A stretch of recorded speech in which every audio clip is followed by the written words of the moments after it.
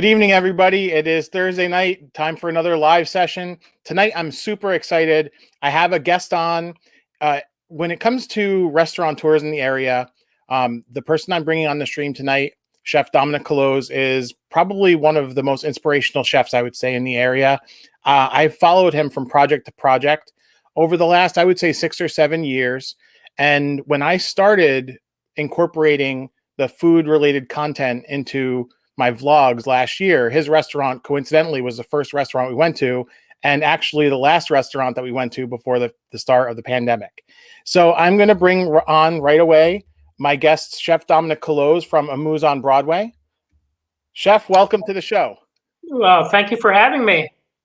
It is awesome to have you. What I did also want to say is that after a pretty extended hiatus, Outage on Broadway is coming back tomorrow, actually. So that this is actually a pretty timely discussion that we're having. So what I wanted to get into was the title of this is Exploring Mediterranean Flavors. I wanted you to talk a little bit about what your restaurant is about and kind of how your menu has evolved since the kind of hiatus over the last few months. Okay. So we do Mediterranean cuisine, and we stick basically to Eastern Mediterranean, North African flavors. And when I talk to people about doing Mediterranean cuisine, I try to make it a point that we are not in the Mediterranean. The products that we get are not the same. I did not grow up there, and I'm not going to duplicate what, I've been to Morocco and this tastes different. Or is it good? Yes, but it's different. And I'm not looking to do Moroccan cuisine per se or Turkish cuisine. I'm looking to take those flavors that I've discovered that come from that area and to use them in ways that I see fit. So that those spice blends and a lot of the produce that they use and a lot of lamb I like to use, but you may not recognize it, or a native may not recognize it as very strictly, my mom didn't make it this way, or, and that's fine. But it's the way I make it, and it's the way I like to interpret the flavors. So nothing is really authentic, I don't think, at Amuse, but I think I do capture the flavors and the spirit of the Mediterranean.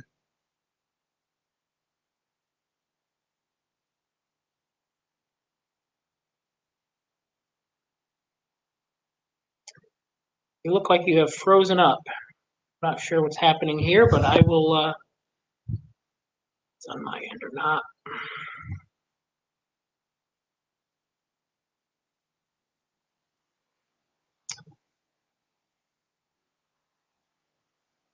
Well, I have a very still picture of you, Jerry, right now. I don't know what's happening. I'm going to, I guess, keep chit-chatting. Maybe I'm talking over you right now. I don't know.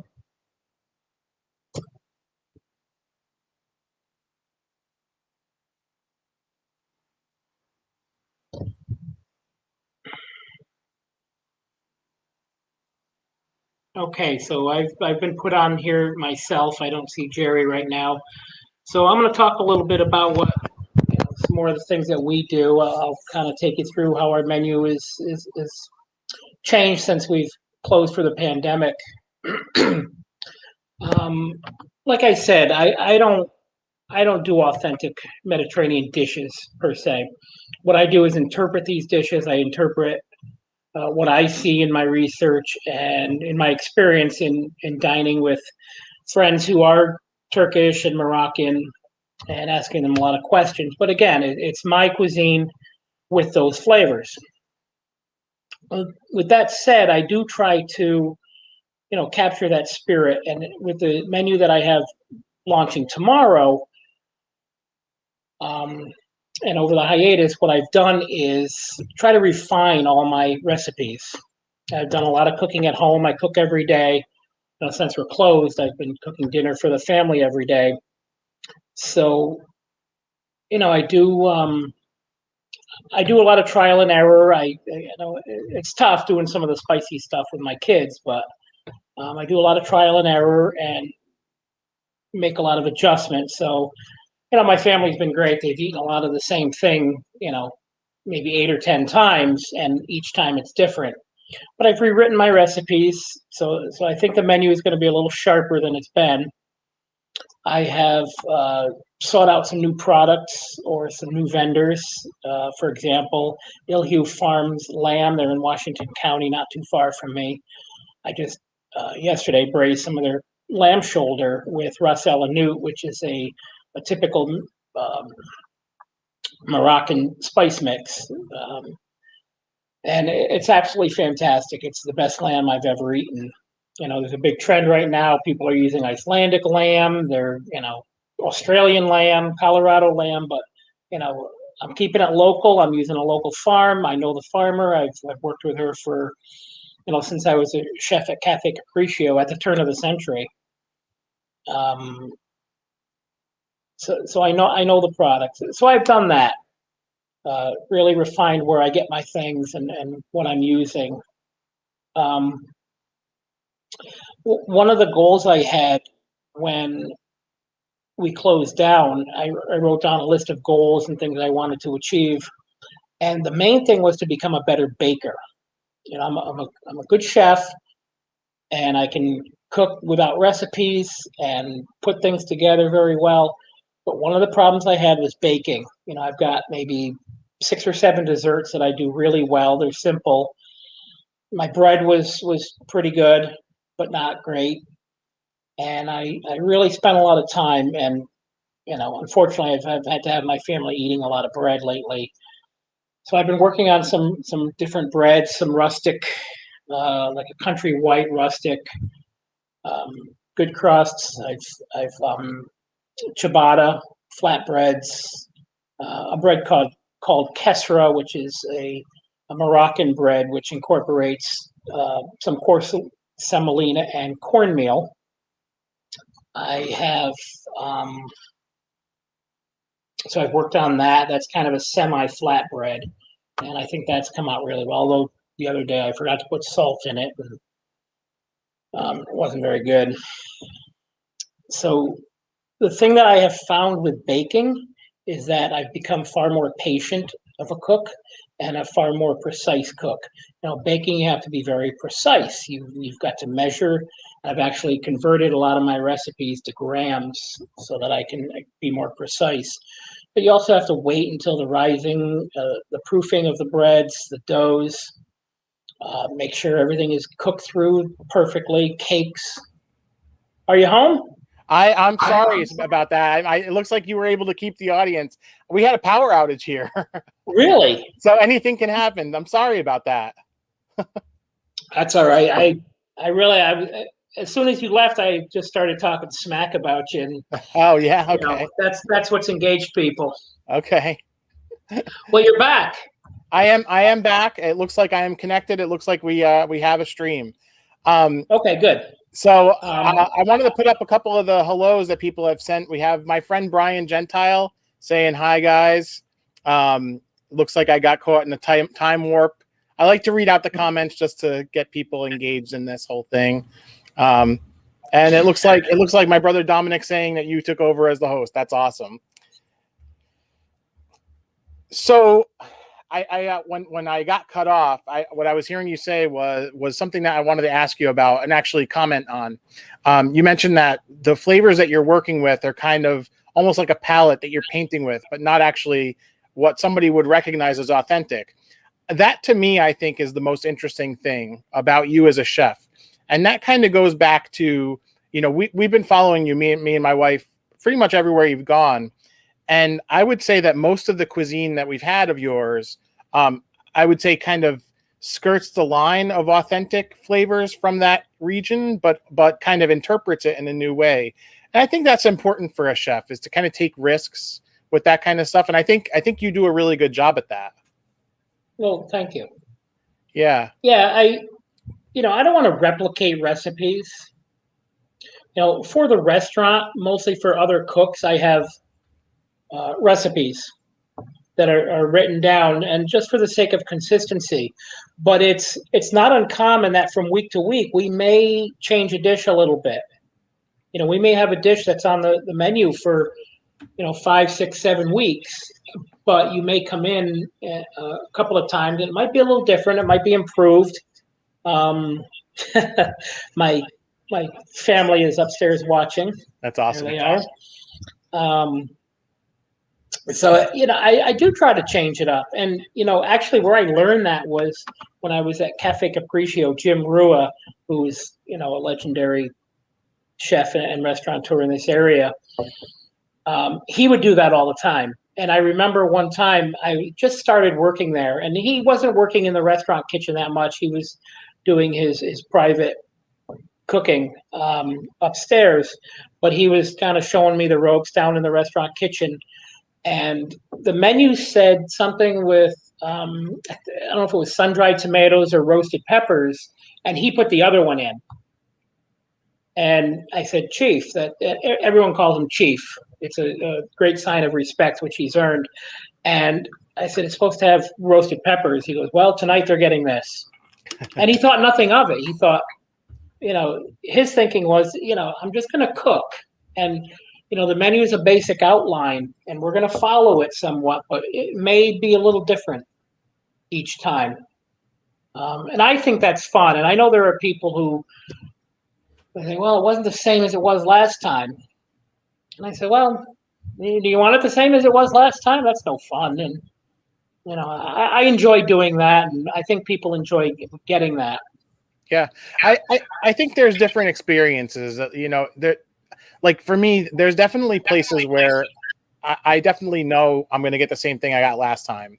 But if I'm going to go to a place like where you're cooking, I'm kind of going to leave it in your hands and kind of just let you do your thing, because I know it's going to be good. Yeah, and I do have people come and see me, and they don't even want to see a menu. They just I would love to do that someday. Oh, you're welcome to come in and just we'll cook. And I try to go off menu a little bit when people do that, because I can just pluck things off the menu, and that's kind of an easy thing. But I might take a couple of dishes, especially if there's like 6 or 7 things I want them to try, but I know they're just not going to eat that much. So I'll combine some dishes in certain ways. I want to experience a lot of different flavors. So, that's fun to do. And I'm in a situation now where right now we have 6 tables due to, the spacing that we've got to uphold.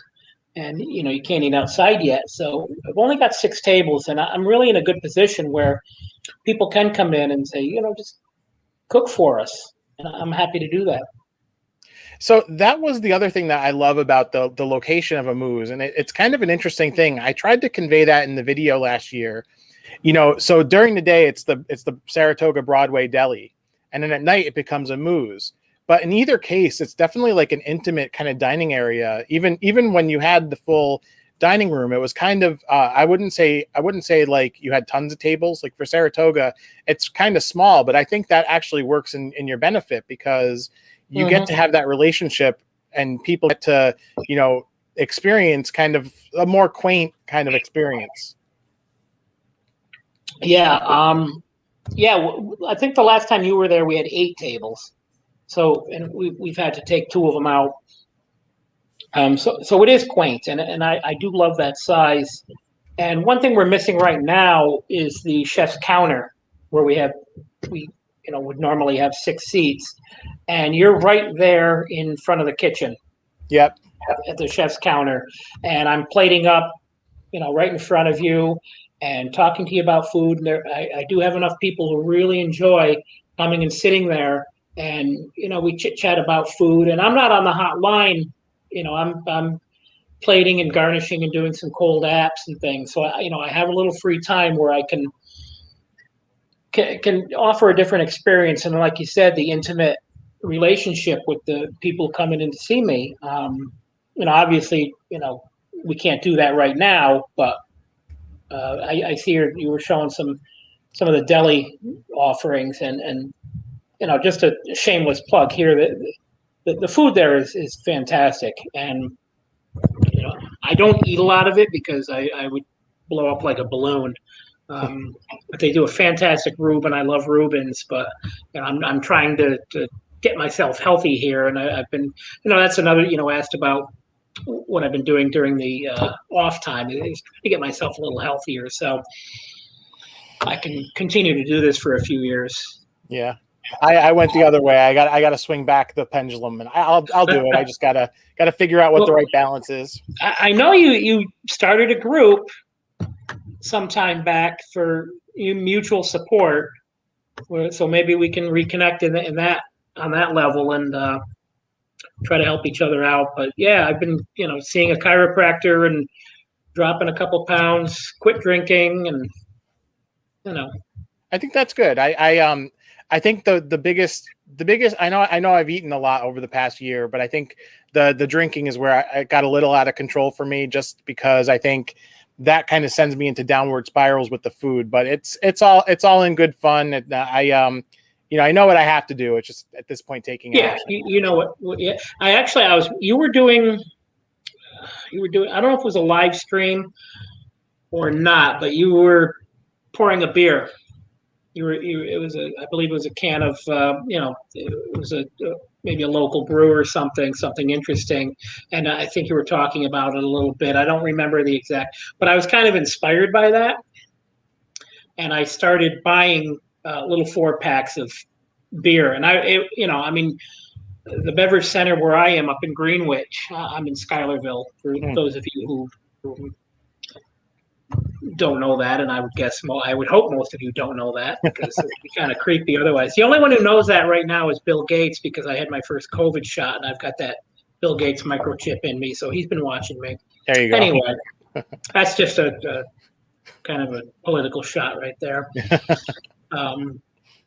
Anyway, I mean, as you probably know, you could spend $25 on a 4-pack of some of these beers.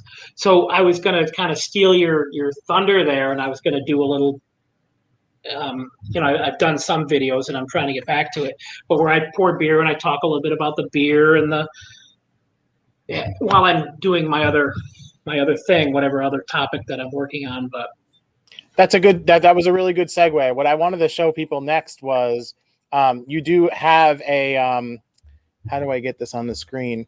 You do have a YouTube page, and I've actually put links to Chef Dominic's YouTube page in the description. So after the video, you can click back into the video and you can click on the link and subscribe to him as well. He makes a lot of really fun videos. If I scroll through, I noticed that your video with the most views is this preparing and cooking hosta plants, which I never knew was a thing. I discovered that not long before I made that. I think we were going around our yard one summer day and trying to discover all the things that we could eat from our yard. And we have a pretty large garden here, and we grow herbs on the deck and a lot of potted plants and things. But if you look around your yard, my wife discovered the fiddlehead ferns out in front of our house. So we're like, boy, we can, we never have to go to the store again. We can eat everything. So we counted, and there were probably 50 different things that we could eat from our yard, dandelions. But I had looked up the hostas and then discovered that they were edible. So we, so I made that video there, and it's a great little video. It's under 4 minutes, and it shows you how to prepare them. You got to get them early before they're in full bloom. I tried them later in the summer and the big leaves and tried to cook them down. I guess if you cook them like collard greens, it would be okay. Yeah. I thought that was funny. One of the things I was going to take from you as inspiration, I noticed you have kind of a single butane burner there. One of the things that I was thinking about doing for the summer was to start doing like recipes where I would go to the store and just get like a couple things to make a 1-pan meal, like park the car somewhere like in a remote area in the mall or in a park and do something like that. That seems like it might be a little bit of fun. Yeah, absolutely.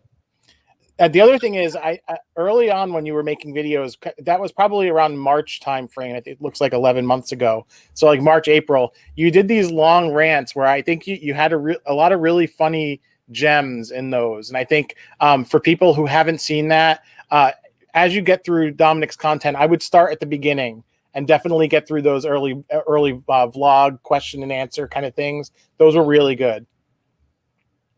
Yeah, I enjoy doing those, and a couple of reasons why I haven't done them in a while. We got busy with the restaurant again, and just lifestyle. I got away from it, but I do want to get back into it. But one thing I did notice was the length of the video and a correlation between that and the number of views. The one with the Hosta, has probably closing in on 1,000 views. Yep. 850 maybe. It's under 4 minutes. And those things that are a little, longer, people tend not to stick with. And as you know, you can see a lot of data from behind the scenes and how long people are watching when they're clicking off, and Yep. so Americans have about a 2-minute attention span, I guess. I don't know. But. Yeah, I mean, so this is something that I was going to talk about after you and I hung up, but I'll go into a little bit now. I went and revisited that video I made last year, and I'm not going to pick it apart to the point where I'm going to say it's bad or don't watch it. I still think it's a good video. As far as the things I've learned about YouTube in the last year, it is completely the wrong video for the subject that I was making the video about. Just a lot of things as far as like to optimize for retention. Usually, and if you don't get people in the first 30 seconds, and if you don't get them before the click, they're not going to stay for the whole video. And I think where that Hosta video, where I think you got them in the title. I think people are gonna click on that. They're not going to believe that you can eat that. And that's like a comment we got in the chat here. Exclamation point, question mark, Hosta. So I think that interest, that mystery, I think is where you got them there. Yeah, I've absolutely learned that you got to grab them right away. And it's funny. I've been watching these reels on Instagram. Yep. They're little 15 to 30 second bits, but I have found that I will scroll through if you don't catch me in the first 3 seconds. Yep. If it doesn't look interesting, I'm going to the next one.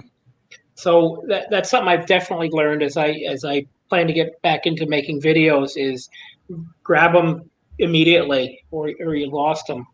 Yep. So other than the YouTubes, you also have a Facebook page where I feel like out of all the restaurants that I've seen, your photography is like A1, and it looks like one of the questions we had was, do you bake bread? And I'm going to scroll through your page. And this was another thing that I had noted over the last few weeks. Pretty much all of your updates have been about bread, flatbread. You have these cheese sticks that look incredible. I can't wait to try them. You have your loaf. Tell me a little bit about your process for you're developing these loaves, because the bread baking is not an easy task. No, and I thought I was a good bread baker for a long time, and then I just realized, I woke up one day and said, I'm really not. So I baked this bread. And we call it yawning duck bread. And very quickly, my wife and I, we owned a pasta shop many years ago in Saratoga, and we just made this basic bread. And I'm going to make some after we get off here. It's just kind of a loaf of bread, a little bit rustic. Anyway, I've been trying to do a little more with fermentation, and that kind of led to fermenting doughs, and getting that big uneven crumb, the inside of the bread where you've got the big holes, little holes, and all that, and just a lot more flavor and more, I made a $2 loaf of bread, which was good for $2, but I want to make a $10 loaf of bread. So my process was a lot of reading and a lot of YouTube videos. There's a great book. It's called Flour, Water, Yeast, and there it is. There we go. Flour, water, yeast, and salt. So I've been through that book. I've had the book for years, but I finally just reacquainted myself with it. And he has a lot of YouTube videos. and I've just watched them. And then I'll go into the kitchen. I'll make the dough. I try to, and then I've started kind of doing my own thing with it. I learned to make it the way he makes bread, and then I thought, okay, now how can I make this my own? You can change up the flours. But what I've been doing is, and I don't have a lot of interest in sourdough. I don't, everybody's making sourdough, which is great. We need to do something over this pandemic. I know you were making sourdough as well. I don't like sourdough that much. So, but what I have found is I've been taking out about 3/4 of my bread dough. It ferments overnight out on the counter. You only use like an 1/8 teaspoon of yeast. It's very little yeast. And I'm down to where I'm using like a pinch of yeast in a, pretty good size, like a 4 to 5 pound batch of dough. And then it just stays on the counter overnight. So anyway, I take out 3/4, I bake bread with that, and then I add another batch into that quarter batch of the dough. So the more I do that, it's getting a little sour, and I'm using less and less yeast. So I think I'm accidentally developing sourdough, but yeah, I think you're going in the neighborhood there. I am in the neighborhood. I'm in the wrong neighborhood. So one of the other things I noticed about what you have on your website is, and for a while I've seen you have spice blends that you're selling. Is that something that you're going to continue? Yeah. So, we use different spice blends in the restaurant. Of course, the ras el hanout, which I mentioned earlier, which is a basic a Moroccan North African spice mix. It'd be akin to somebody saying curry powder. It's just very general, even though there are thousands of curries. And then there's a Lebanese 7 spice, which would be a little more east. And then there might be 10 different variations on that. A Lebanese, a Turkish, a Syrian. They'd all be different. So what I've tried to do is make these spice mixes that a lot of people would use. And I'm really hoping to get some YouTube videos to go along with some of these spice mixes so people can see how to use them. I did give some away at Christmas with some recipes, and the feedback's been very positive. I don't know if it's in the picture there. There's a Syrian curry, which is out of this world. Let me see if I can blow that up. It's not in the picture there. Okay. That's one that it's actually we use today to make some curry for tomorrow's menu. But you see the Lebanese spice mix, the lamb spice and rub, which was originally called a merguez seasoning mix. Merguez is a lamb sausage, North African, Middle Eastern. And I thought, well, people aren't going to make sausage typically. So I just, and you can use it as a rub, but I do put some directions on there for making sausage if people want to do that. Anyway, we're selling these at Amuse and at the deli. The deli, they're always there when the deli is open, which is 7 days a week. So people can wander in there and get those. And they've been selling okay. I do want to set up an online store so I can get those moving out.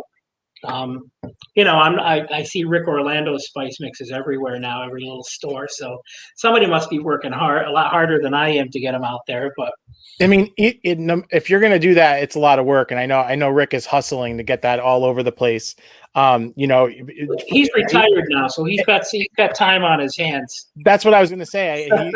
He's not worrying about opening a restaurant right now, although he does have his projects going on. I'm sure he does. Yes, I'm sure he might. He's either watching now or he might catch up on the replay on this. So yeah, Rick, I know you're not retired. I'm a little jab at you. He's one of the busiest chefs I've ever known. He's everywhere doing everything. So. Yeah, I'm excited to check out your spice blends. I know I have a closet full of Ricks, and I when I make it up to Amuse, which is going to be soon, I think we're definitely gonna take a few of those, and I might try to develop some stuff. So yeah, they're actually in a space you can easily shoplift them if you don't want to pay for them. You can just No, that wouldn't be in the spirit of supporting local businesses. I know. I can send you some of those, actually. No, You've supported me, and I would send you some of those. I will graciously pay for all of them. Okay. All right. We'll do it that way. So, one thing I wanted to talk about, we're kind of switching topics a little bit. A few days ago on Facebook, you brought up a question regarding whether or not once you make a recipe, whether or not that recipe belongs to you, and what are the rules there. So I wanted to talk about that for a minute because I think it's important when you hire cooks at a restaurant. I know there are some chefs that won't teach a person how to make the whole dish from start to finish just because they're afraid that dish is going to make it onto other menus. My personal philosophy is that, by hiring that person, you have to let go, but you also have to expect that person might interpret the ideas elsewhere. Sure. But I did want to kind of talk about that because I think it's an interesting topic. Do you ever get requests to share the recipes? And if you do, how does that make you feel? And what's your reaction to that? Well, I will tell you what prompted the Facebook post. And I won't bring up names or, anyway, but somebody did ask me through somebody else for a recipe. But not only do they want the recipe, and I can give you most of my recipes. It would take me about an hour to figure out how to put it up on the screen here because I'm not technologically advanced. But I have not a public site, but I don't know. They host your recipes, and you can do all your ordering, and it give you food costs and all that. Anyway, I have this thing called Pepper Plate, and all my recipes are in there. But most of the recipes don't have instructions. It's a list of ingredients. And typically the list is in order of use, but not always. So even if somebody got my password and they looked and they got they couldn't make the stuff. But so people will ask you, well, how do you do this? How do you know when it's this? How do you, And I said, do you want me to go over to their house and cook them dinner for free too? So I must have been in an irritated mood at the time, and so I went on Facebook and I said, So I think a lot of people interpreted the post as, do you share them with other chefs and restaurant people? And the answer to that is absolutely. So when you come to work for me, you get the password to Pepper Plate, and you have access to all the recipes. And I will answer whatever questions. But even other chefs, restaurant people, people who support me, I will help them. I will give the recipes. But the people who have never been to Amuse or have never come to any of my restaurants, and all of a sudden they want these recipes, it's like, well, I've worked hard to develop these recipes. So my question to other chefs was, do they have a monetary value? And of course they do. I mean, you see all the cookbooks behind me. Mm-hmm. I've paid for all those recipes. When you go online for recipes, somebody has sold those recipes either to the website that is showing these recipes. You go on Epicurious. Epicurious has paid handsomely for a lot of these recipes. So people are being paid for their recipes. And, my recipes are not going to change the world. If you want, the recipe was for a goat cheesecake. You can go online and get all the recipes you want. But if you're in the restaurant and you're eating something, you say, man, I've got to have this recipe. I will gladly give it to you. How you interpret it or how you manage it is up to you. But I don't know if that answers your question. No, it does. So when I read that, I definitely interpreted it the way I think you meant to get it across. Yeah. Because my response to it was, they can have the recipe, they can have the proportions, but they may never capture the execution. No, they never will. And I think that's part of the thing is, you can, I try to, on my channel here, make recipes that are very simple, mainly because they're easier to edit, but also because those are the types of things people come to YouTube and online to search for. You know, something like cooking peas, which is still my most popular video, and I still don't understand it. You know, is something that I guess people have a genuine interest in. You know, a 4-ingredient recipe. So there's definitely value in that. But when somebody asks for something that, you know, you've taken the time to develop, and, you know, you haven't offered to give it to them, they're asking you, kind of soliciting that. I feel like there's some boundaries there that are being crossed. Like, you don't ask, you know, a videographer to make you a movie. You don't ask a doctor to give you a diagnosis, you know, without making an appointment. So, you know, I think there's some kind there, to me, there's a respect. Like, Yeah. I would never go into a restaurant and say, oh my God, I had that merguez and lentil dish at your restaurant. I need to know how to make it. What I'm going to say is that was delicious. I can't wait to come back and try it again. Yeah. Well, Yeah. I'll say buy the spice mix.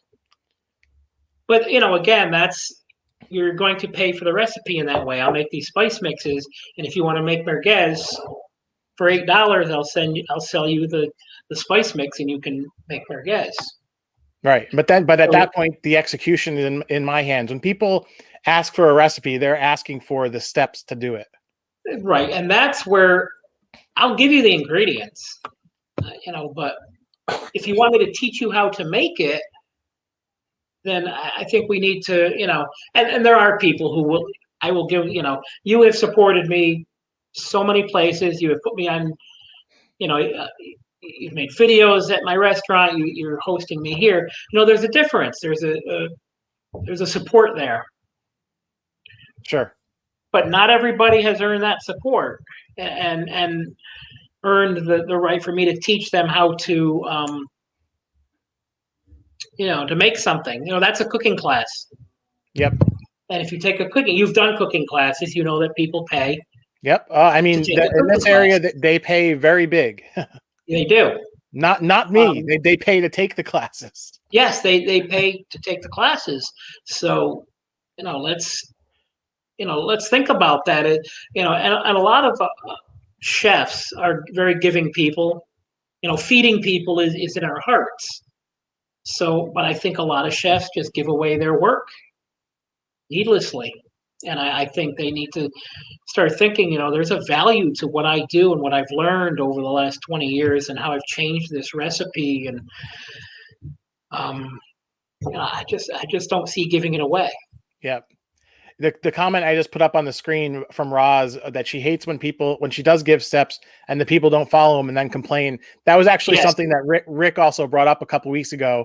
You know, I've gotten some feedback. I made a video, a Food Network's chef's chicken parm video, and I got a lot of comments that, you know, I made a couple of substitutions and I didn't follow his recipe. So what am I doing calling it his recipe? I feel like I've made enough chicken parms in my life to know where I need to follow his recipe and where I don't want to follow his recipe. Right. So that's kind of that. But yeah, and, you know, a lot of my recipes are not for novice cooks. They're for people who have been in the kitchen and you know, a good home cook. It doesn't have to be a professional, but you know, I've been told so many times that a lot of my work, my food is so either complexly simple or simply complex. You know, it kind of goes both ways. You know, a lot of my food looks simple, but a lot of the underlying flavors and spice mixes and steps and things that I do take a long time, and it takes a lot of know-how. Yeah, I can definitely speak to that. I remember when you were the chef at Wine Bar, probably about 5 or 6 years ago now, maybe even more, honestly. I had a dish that was a crispy fried sweetbread with a corn thing. And what I remember eating that and saying, you know, this just seems like a battered, you know, sweetbread, but I'm missing a lot in what actually went into this preparation. It was incredible. I don't think I'd ever be able to recreate that. Well, I don't think I could either. Yeah, and that's what maybe that's what separates somebody who's a professional and who isn't. I don't know. But there's a complexity underlying in a lot of this stuff. And, that's one of the things I enjoy about being a chef is trying to hide a lot of what I do. And, my menus are very simple looking. Like that. That's tomorrow's menu. I always go the other way with I can't get used to. It's backwards, to I know. It's backwards. Anyway, but that includes the wine list. I mean, that's it. Yep. And you see 3-4 word descriptions. I don't. Let me put you just on the screen. There you go. Okay. Anyway, yeah, I'll never get used to this. It's crazy. So you see that they all look very simple. Yeah. But when you see like shrimp soup over under hot tapas, spicy tomato broth, that's a 2-day process. It's I save shrimp shells and I grind up shrimp shells and I make a stock and I put some seasonings in there, and then there's just a lot to go into it. So it does seem simple. So I guess I don't know how we got on this, but sharing recipes, and so yeah, I can give you the ingredients, and it looks simple, it looks easy, but what happened? Oh, we're back. Okay. I thought you lost me again. Yeah, we had a power outage. It's spreading. It's now traveled up this way. Oh, was that an alert from I just got my National Grid alert. Did you? Yeah. Oh no, there's nothing going on up here that would do that. Yeah, no, I meant to bring that topic up just to kind of understand how you felt about this whole, can I have the recipe thing? I think we've beaten that to death a little bit. The one thing I did want to say, going back to Amuse and what you're doing in Saratoga, under typical situation, non-COVID, I mean, Saratoga is kind of a hit or miss kind of place to go to eat. There are definitely places that are very good. There are definitely places that are in the middle, and there are definitely places that are very expensive and really not worth the money that they charge. I feel like every time I've gone to a restaurant that you've represented or worked for in Saratoga, especially Amuse, I think that to me is probably the best example of this. The experience matched the pricing. I know most of the time you probably weren't in control of the dining experience part of it, other than the food. Sure. But I will say that regardless of what project you're working on, it's always a safe bet going to one of the restaurants where you're cooking. Thank you.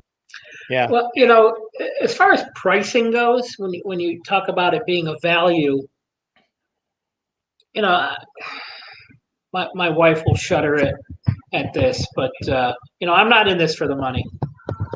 I mean, most people don't go into the restaurant for the money. People who know what they're getting into. Some people think they're going to make money and they're not. There's an old saying: if you want to make a small fortune in the restaurant business, start with a large fortune.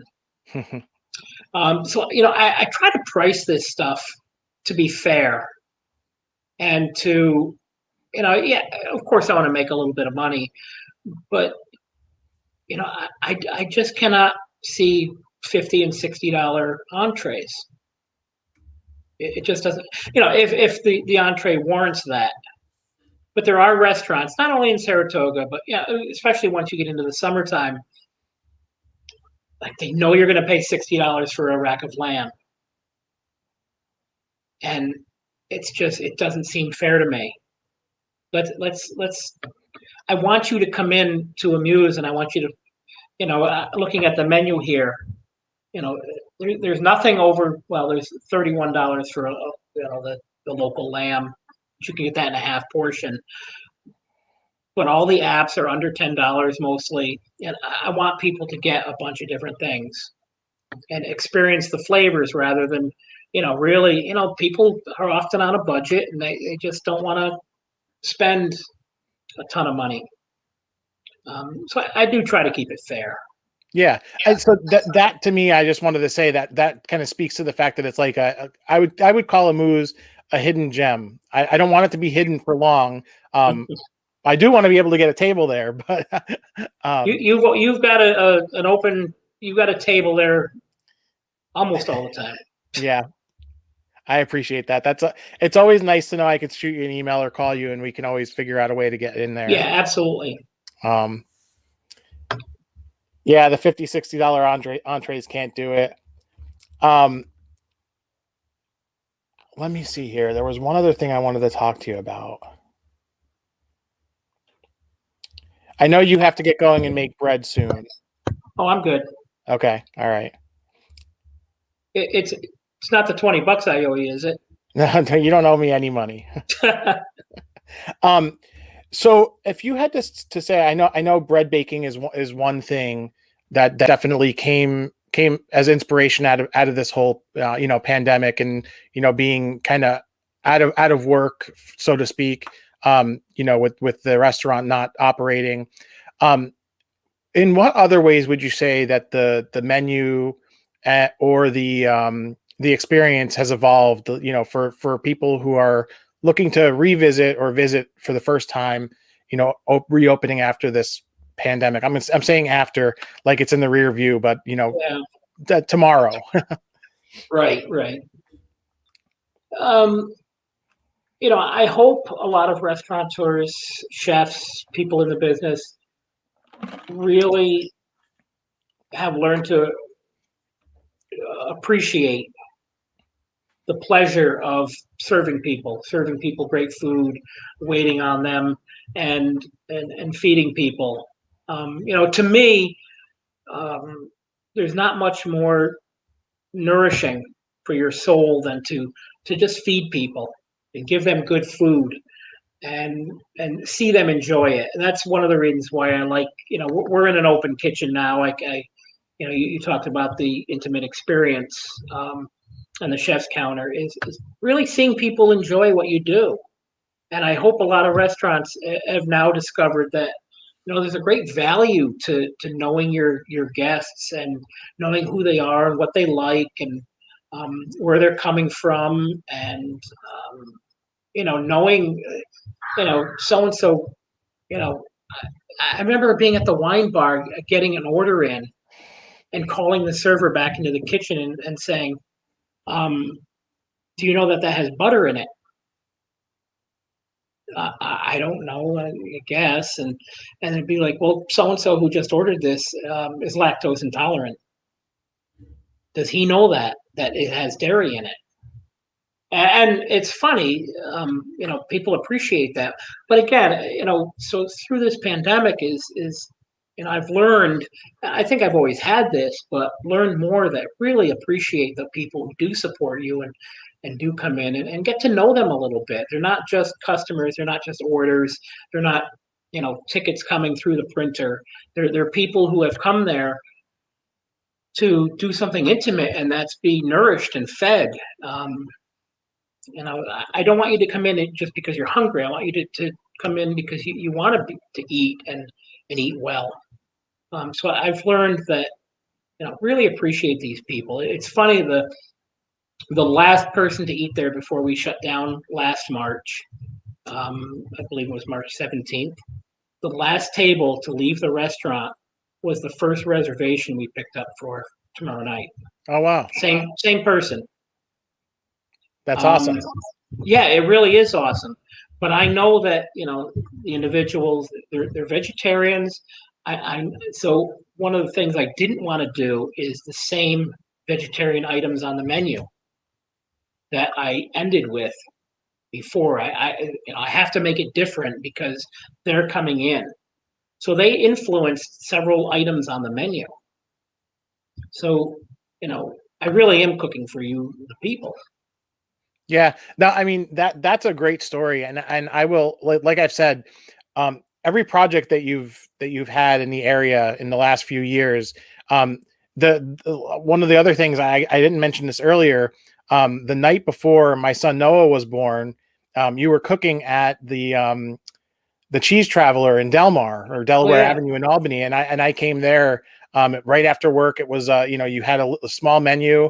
I tried one of your burgers, fries, and I picked up a soda Yeah. inside, and it was a great experience. I think that loyalty is something that um, not a lot of people value as much. I think a lot of people just go out and make it robotic and I'm going to go to eat. They're not really developing these relationships, but I think Right. a lot of places are not really culturing that.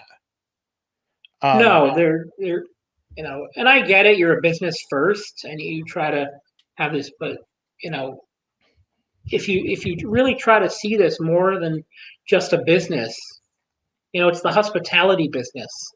One of the great restaurateurs in our area, Dominic Colose, always talks about hospitality, and that's what it's about. It's you rarely hear him talk about business, just strictly a business, but it's about the people that come in, and I hope a lot of people have really learned to understand that, because that's what's going to get people back out again, and people feeling comfortable again, and like you said, build loyalty.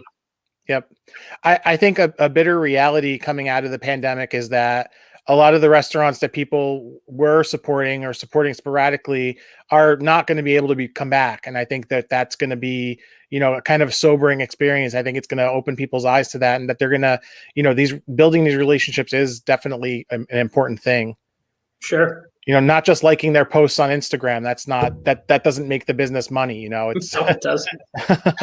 No, it doesn't. Although that's a necessary evil at this point, just because, the advertising, that's kind of how people are getting their, content. Yeah. So, yeah, I mean, I would love to get off social media, but you can't. That's how you get the word out. Yeah, a lot of restaurants aren't coming back, and it was tough for a lot of people, and it still is. I think we're getting there. Things look good. yeah. So Well, Dominic, I want to thank you so much for coming on, and I know you have some bread to make, and I want to wrap this up in a few minutes. I do want to tell a little bit more of the story about Moose on Broadway, but I'll let you get to what you have to do. Thank you so much for joining. I hope someday again to have you on, but it's been great speaking to you.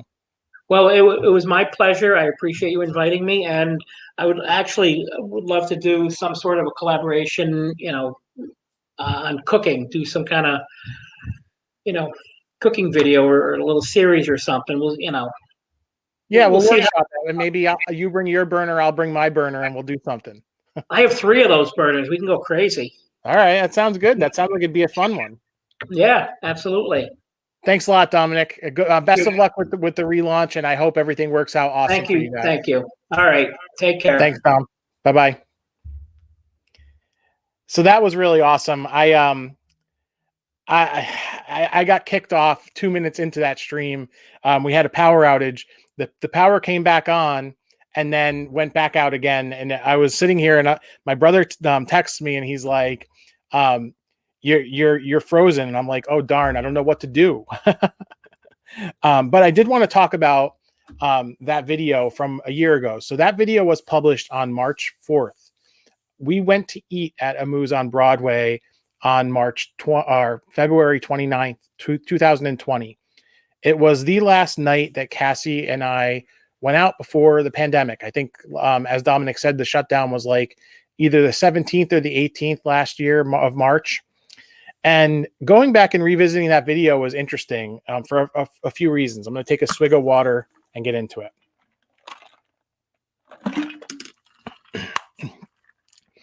So those of you who have been following for a while here, the day that video was published, I had 114 subscribers.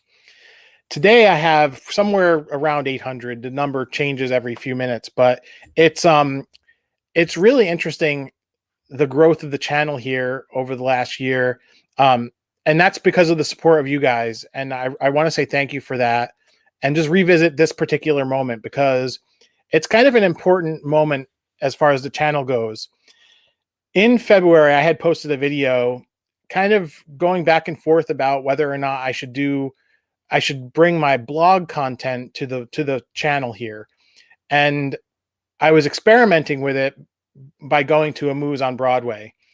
What I kind of wanted to do, and where I really hope this will end up going, is to do more videos where we are, let me just, where we do get to talk to the chef. So if you go back and watch that video, you get to actually see me talk to Dominic, and I let Dominic give a little bit of a kind of a spiel about the restaurant there after we did the whole review of the place. What I think is really interesting about the review is that it's a great video as far as historical. 10,000 years from now, when the Planet of the Apes take over and they revisit that whole thing, you get to see what the world looked like right before the pandemic. We went to the restaurant, we ate, we went to Uncommon Grounds, and then we went to see the Impractical Jokers movie, which was pretty incredible to think about. This virus was out there at the time. Let me get something up here. There we go. That, so as a historical piece, it's very good. And if you know me, it's a good video. But on YouTube, the people who are watching the videos mostly are not people who are familiar with the creator. And there's a certain amount of optimization that goes into making these videos for retention. Getting people to click is a hard thing. Once you get them to click, if your video doesn't captivate them in a few seconds, it ain't going to happen. I had a really good hook at the beginning of that video, but then I had a 16-second intro that I had to have in every video, and that killed the retention. I think within the first 10 seconds, I lost 80% of the audience looking at my retention graph. It's really, really interesting to look at. But then the rest of the video, I give a 3 to 4 minute intro of the restaurant in my house, and talk about, my relationship with Dominic and the menu, and, the fact that it's inside of a deli. And then there's another minute of like a sneaker montage, which I was kind of going between that kind of content too at the time. So I wanted to build that into the reviews. Then we ate at the restaurant, and the eating at the restaurant portion, I think, is actually pretty well optimized for retention. I think if I were to trim it there, I think I would actually have a chance to for more people to see that video on YouTube. But it's just really interesting to me that, looking back at that video and looking back at the recent videos here on the channel, how much it's changed in a year. Another thing is the microphone that I had was just attached to the camera, and now I have an external mic. The sound is miles different, and you can't even believe how different it actually is. And my editing got a lot better. My delivery got a lot better, energy and all that stuff. So, if you are in the YouTube creator bucket or online content creator bucket, and you feel like you're spinning your wheels, there's a certain amount of practice that you need. And I think that this last year has given me that practice, and I still continue to learn every day.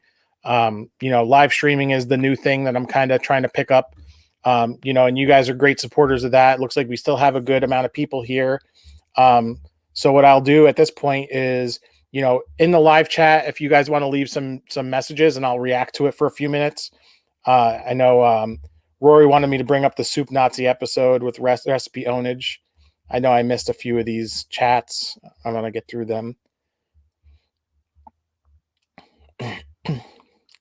Swamp Fox, he's in every week. I appreciate your support, man.